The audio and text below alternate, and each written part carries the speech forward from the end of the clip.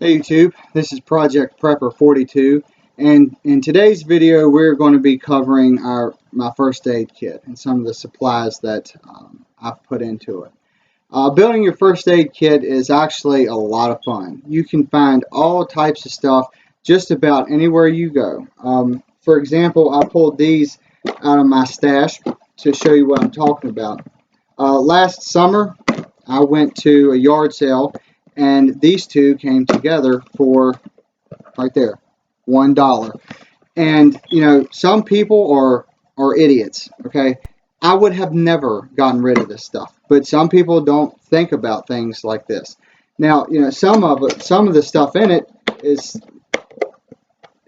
just normal stuff, just like it came with Band-Aids, a vacuum sealed bag of bandages, a combine pad, and some gauze pads, and some pretty cheap tweezers. But all this stuff is in their original package. It has not been opened, and if this is all that I had, I would use this. I mean, I would use this even before I got in there, because this stuff is still good. Also, it also came with like one of those bags that you pop and you can shake it and have like a cold bag to put over your arm for swelling or something like that. This here is a metal case, which is like I couldn't believe that this person sold it to me for both of these for $1. And even though this stuff looks pretty old, I've used some of this stuff. And I'll use this first to kind of show you what I'm talking about. This is like Neosporin or antibiotic medicine. The cap is on here. The seal is still sealed up. It has never been opened. There's no kind of date on here. It's never been tampered with, and it's a full bottle of medicine here. If this is all that you have, then it's better than nothing. This has never been messed with, and this is probably just as good as anything else. I have used this stuff. Let me find it. Poison ivy wash, because I'm covered in poison ivy now. But this stuff, like I said, the seal was still intact. It was never opened, and I used this, and it was okay. I'm still living, so it's better to have stuff like this than not have anything at all. And if you go to yard sales or anything like that, people get rid of this stuff like crazy. I can't wrap my mind around it. Like this Soothe Sting swabs. These are still good. The little bottles have not been cracked. The cotton is clean. There's no date on it, and I've used one of these as well, and it works just fine. So you always keep your eyes open if you're ever going out buying to yard sales and stuff. Even if this stuff was garbage, even if like some of the medicine was leaking out and it was a really questionable thing, this metal container is $1 for itself. You could use this for just about anything. So that's something to keep in mind if you are out yard selling and looking for deals and all that good stuff. This little kit was the very first one that I ever started building before I had that bag. This was just a simple little box that I put in the glove compartment of my truck just to have with me. This little tin was like a Winchester knife set. It had like 3 or 4 knives in there, and it came in this little metal box. And so I took that out and filled it full of medical supplies. Tampons. I'll go over them in just a minute. Some tape, some antiseptic towelettes, some alcohol pads, gauze, and gauze pads. And even though just something as simple as this, I've had to get in this several times, and it got me fixed up until I can get home to really do what I needed to do. But anything small like this, it's a lot of fun to just start building little kits like this and having stuff on hand. And it's a very easy way to get started. Now this here is my medical bag, my medical kit. I picked this bag up, I think at a yard sale or something like that. I hate this bag because I don't have a whole lot of stuff, but the stuff that I do have, it's just like coming out of the top. You know, it's a very small bag. But the reason I still have it, even though I am going to get a new one, is it's because it's red. People identify red with first aid. You know, if I ask to go, if I'm out and I need somebody to go get my first aid bag for me, they would go, this would probably be the first bag that they would pick up. You know, they wouldn't pick up my bug out bag because it's heavier and it's got an axe attached to the back of it. They would pick up this red bag because they identify emergencies with the color red. And that is the only reason I still have it, because I haven't found another red bag to put it in. On the outside, I have some Germ-X. Um, Having Germ-X is extremely important, or having a way to clean your hands. If you are helping somebody, clean up or cut and bandage it all up, you want to make sure that you don't have any bacteria on your hands to put into their cut. So you want to first wash your hands up real good so you don't do more harm than you are doing good. And also, when it's all said and done, you want to make sure that you put some Germ-X and wash your hands just in case they have had bacteria in their blood or anything to absorb into your bloodstream. So it's very important to always keep your hands clean if you're helping others and all that good stuff. In this bottom zipper here, I have some waterproof tape and some medical tape. I have tampons. Tampons has a lot of different uses. Not only just for the females, but you can use these for puncture wounds. If you have a nice puncture wound, you could take this and stick it in there and shoot the cotton in there. At least stop the blood until you can really work on it or get to a place that can fix it. Also, you could use these as kind of like little filtering straws. This already has the cotton in it, and the top is just like a straw. And if you come to a place where you really need it, this is better to have than nothing. And like I said, there's cotton in here as well, so you can use that to light up a fire. So there are tons of uses for these bad boys right here. Inside of here, I have some panty liners. There are 40 of them, and I paid $1 for these at the dollar store. And if you ever have a pretty big cut going on, you pull out one of the super absorbiveness awesomeness here, and you stick it on there and wrap it up. It works just as well as anything else because these are designed to absorb blood. So this, for 40 of them, it was $1, so you can't beat that. I have a medicine dropper. I have this in this bag to kind of keep it away from any kind of dirt or anything like that, because you want to make sure that this is clean and all your stuff is good. And that's something that I want to talk about real quick. I go through my bug out bag probably once a month, to check the batteries, check the gear, make sure everything's working like it's supposed to. I go through my get home bag about once a month, just to make sure everything's in order and batteries are good and everything's working. But this, I go through it weekly. I change the bag out. I wipe this off just to be on the safe side if I ever need it.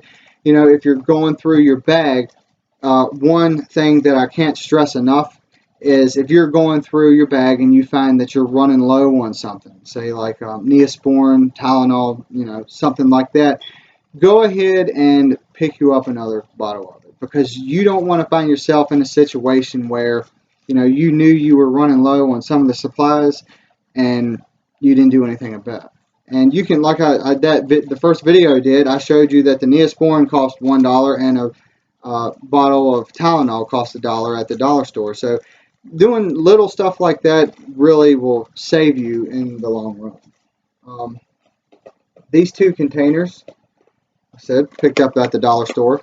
I knew I needed something for Band-Aids. I used to keep all my Band-Aids in a little Ziploc baggie, but I soon found out that the baggies would rip and they would fall out the bottom, or I wouldn't zip it all the way. And when, you know, the kids always need Band-Aids for something. You know, it's always the kids and Band-Aids are kind of a thing. And it was a real headache and hassle to dig through this bag to try to find one Band-Aid. So this is really nice to keep your Band-Aids in. It locks it down tight and it doesn't go anywhere.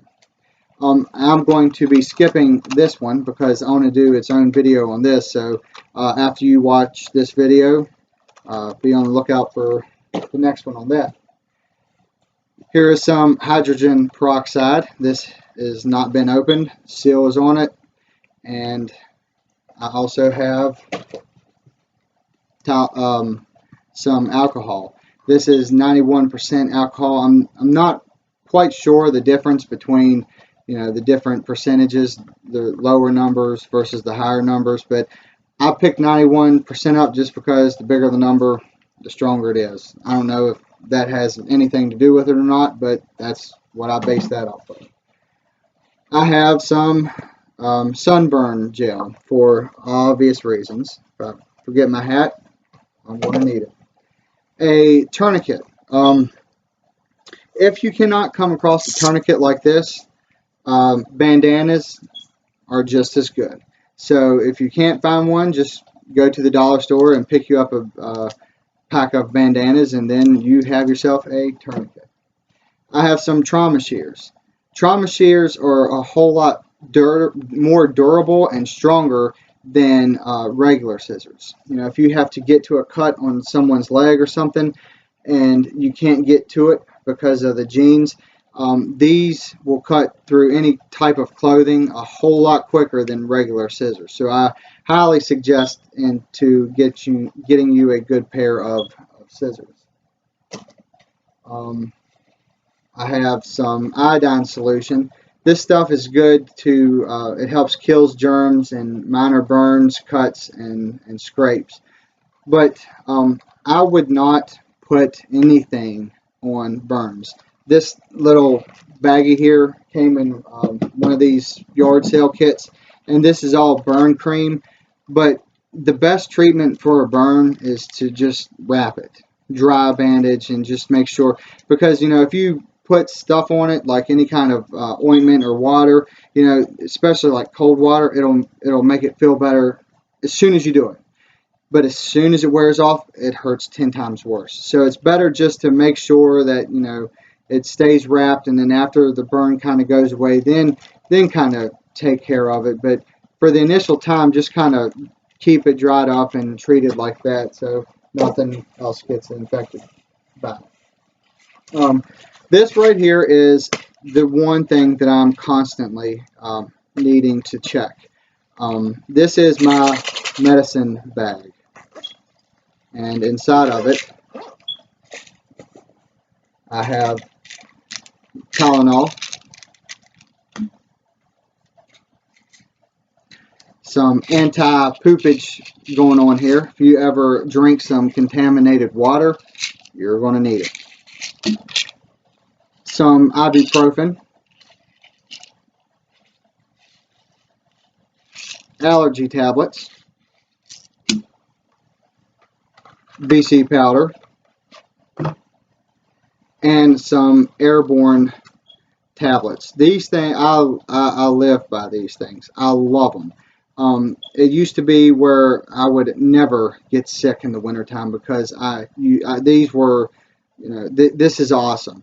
It has a lot of vitamins in it, and it just boosts your immune system to keep you healthy when everybody else is sick around. So it would be a great thing to have a couple of these on hand. I have quite a bit of these just packed around various places.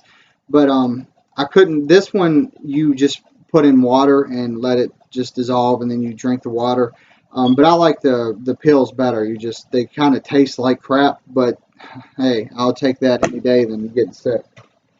On the top part, top zipper, I have just a thing of ZzzQuils. If you ever need to catch up on some sleep, if you're like me and if you're super tired, it's always hard to go to sleep. So there's them. And on the top part, I have some kids candy, also known as Peptos. These are the bubblegum flavored Peptos for kids. But if you're really sick and you go to chew on some bubblegum flavored Peptos, it's just going to make you sicker. So I have these for the kids, and I have regular Peptos as well. And also in this little container here, I have some heartburn medicine, and I will throw that to the side. Here is some thread, and here is some needles. We're going to go back to the whole zombie thing again, if that's what we're prepping for. If you ever have a cut that needs to be stitched, it's better to have something that can do a quick fix like this than not have anything at all. So that's what the needle and thread is for. I'm not quite sure how good the stuff works, but I picked this up at Walmart. This is Dentex, okay? And what its use is if you have a filling and it starts to come loose or come out, you can take this and pinch off a little ball and roll it up and stick it into the filling, and this little applicator here helps you shove it on in. I don't know how good it works, but if there ever comes time where maybe a dentist might not be around, having stuff like this would be a good thing, because toothache sucks, especially in the zombie apocalypse. I have some Neosporin and some itch cream. And you thought I was kidding about birthday candles. I don't know why. I'm sure there is a good reason, maybe for melting wax and birthday candles. I don't know, but I have birthday candles in every bag because it takes up absolutely no room. So I have some Q-tips in a Star Wars container.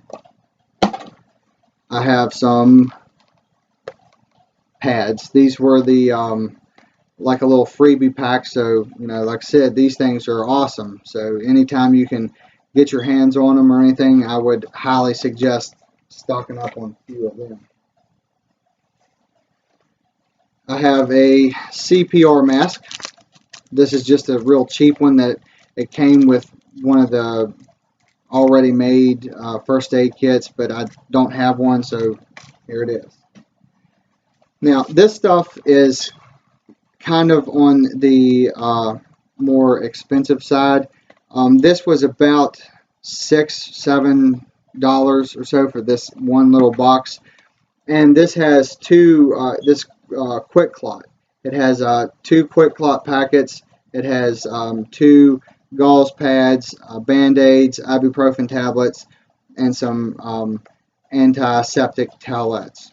But I can tell you, these things work amazing. It is well worth the money that you spend. I just wish that they weren't as expensive, because it is about $7 or $8 just for this one package. But as you see right there, I don't know if you can see it or not. I was whittling wood, and the knife slipped and went right up all in there, and it was a very significant gouging. And all I did was put this on it, and once the bleeding was stopped, super glued it shut, and I was good to go. I have a lot of gauze pads.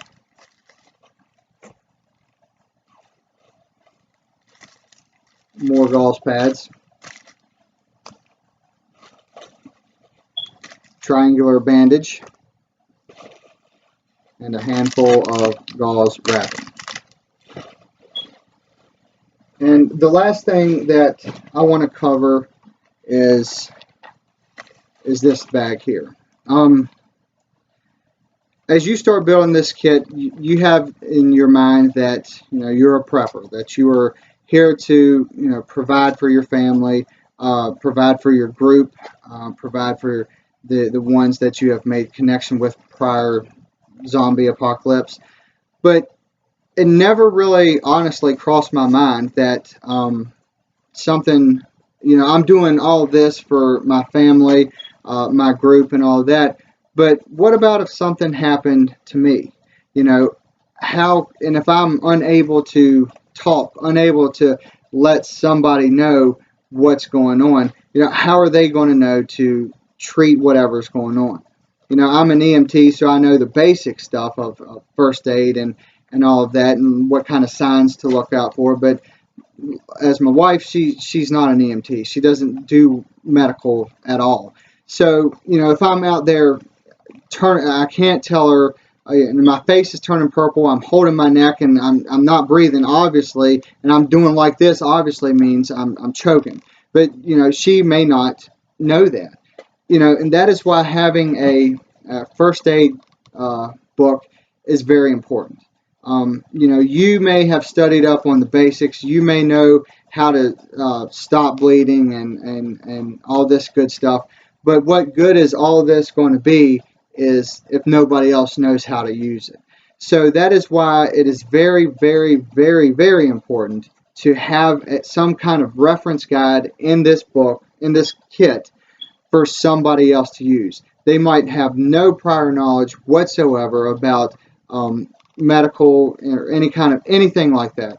That is why this is so important. This book covers everything from airway to choking, allergic reactions, bleeding, cuts, breathing emergencies, electrical burns, regular burns, cardiac emergencies, CPR on infants and grown-ups, diabetic emergencies, frostbite, hypothermia, head, neck, and back injuries, muscle, bone, and joint injuries, and how to wrap different things, poisonings, seizures, and it gives shock, and it gives step-by-step things to do. It'll walk you through each step to try to do the best you can do as a non-EMS medical person to help somebody. This is very important. If you can't find, this is the American Red Cross guide. If you can't find something small like this, I don't even know where I came across this. But, research a little bit on the internet, books, read up on it some, and make you a little something, and let somebody else know where it is. And like I said, I'll put it on this Red Cross first aid kit with a Red Cross, because it has a Red Cross, and it's all Red Cross, and it's all put together, so it's dummy proof. There is my bag. There's a Red Cross right there. There's a Red Cross right here. It's all right here together, so somebody else knows where it's at. And this is basically, for your benefit, because if you know these skills, you know how to do certain things, but people in your group and family doesn't, you don't want to slack off on this. And just make sure everybody knows where it's at and where the reference guide is. You can keep it up front in your first pack, first pouch, or in one of the side pouches or something like that. But I just stuck it on the back of here. So like I said, that's something that is very important to add to your first aid kit. If you like the video, please help this channel grow and share the video, tell your friends about it, hit the subscribe button. As always, keep prepping on, and we'll see you on the next one. Have a good one.